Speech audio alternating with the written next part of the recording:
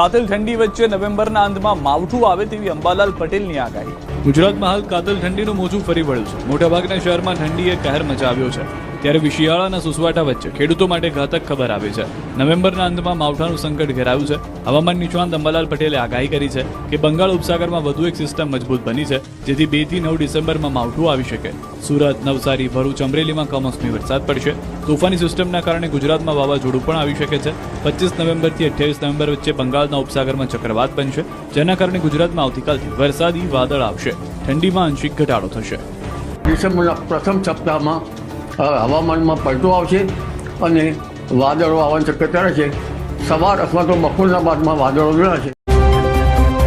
2025માં હજી દુનિયાએ શું જોવાનું બાકી છે?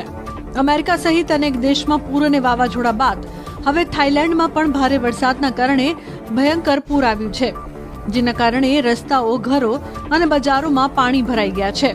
બચાવ કાર કરનાર ટીમોને પણ ઘણા વિસ્તારોમાં પહોંચવામાં મુશ્કેલી પડી રહી છે, જેના કારણે હજારો લોકો પ્રભાવિત થયા છે. દક્ષિણ થાઈલેન્ડમાં પડી રહેલા મુશળધાર વરસાદે છેલ્લા ઘણા વર્ષોનો રેકોર્ડ તોડ્યો છે. સરકારી અધિકારીઓ મુજબ અત્યાર સુધી 20 લાખથી વધુ લોકો પૂરથી પ્રભાવિત થયા છે. થાઈલેન્ડ દેશના દક્ષિણમાં આવેલું શહેર હતિયાઈની સ્થિતિ સૌથી વધુ ગંભીર છે. થાઈ પબ્લિક બ્રોડકાસ્ટિંગ સર્વિસ દ્વારા શેર કરાયેલા વિડીયોમાં તમે જોઈ શકો છો કે મુખ્ય માર્ગો પર કમર સુધી પાણી ભરાયેલું જોવા મળી રહ્યું છે. લોકો રસ્તા પર ચાલવા બદલે નૌકાઓ દ્વારા સ્થળાંતર કરતા જોવા મળ્યા.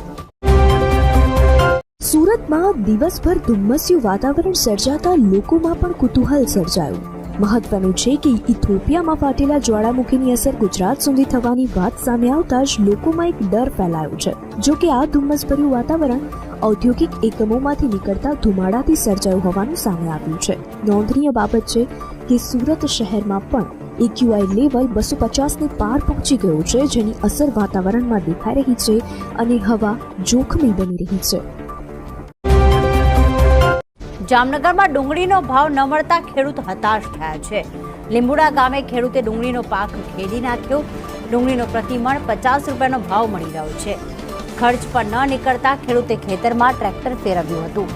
1 વીઘા પાછળ 10 થી 15 હજારનો ખર્ચ થાય છે. ખેડૂતનું કહેવું છે કે હાલમાં બજારમાં ડુંગળીનો માત્ર 50 રૂપિયા પ્રતિમણનો ભાવ મળી રહ્યો છે, જ્યારે 1 વીઘા પાછળ 10 થી 15 હજાર જેટલો ખર્ચો થાય છે. વીઘે 10 થી 11,000 રૂપિયા વાવી હતી 10 વીઘા ડુંગળી, તે ડુંગળીનો કઈ ભાવ નથી તો લોટાવેટર મારી દે. શું કરી? સરકાર કઈ બહાર નિકાસ કરતા નથી. ભાવ કઈ છે નહીં, શું કરી? લોટાવેટર જ મારવું પડે ને, એમાં કઈ વળે એમ છે નહીં અમારું. શ્રી બદ્રીનાથ ધામના કપાટ આજે બપોરે 2:56 બંધ થતાની સાથે જ 2025ની 4 ધામ યાત્રાનું સત્તાવાર સમાપન થયું. આજે બપોરે શ્રી બદ્રીનાથ ધામના કપાટ વેદ મંત્રોચ્ચાર વચ્ચે બંધ કરી દેવાયા હતા, જેના પગલે વહેલી સવારથી જ હજારો શ્રદ્ધાળુઓ મંદિરના પ્રાંગણમાં બદ્રીનાથના પવિત્ર અનુષ્ઠાનના દર્શન માટે ઉમટી પડ્યા હતા.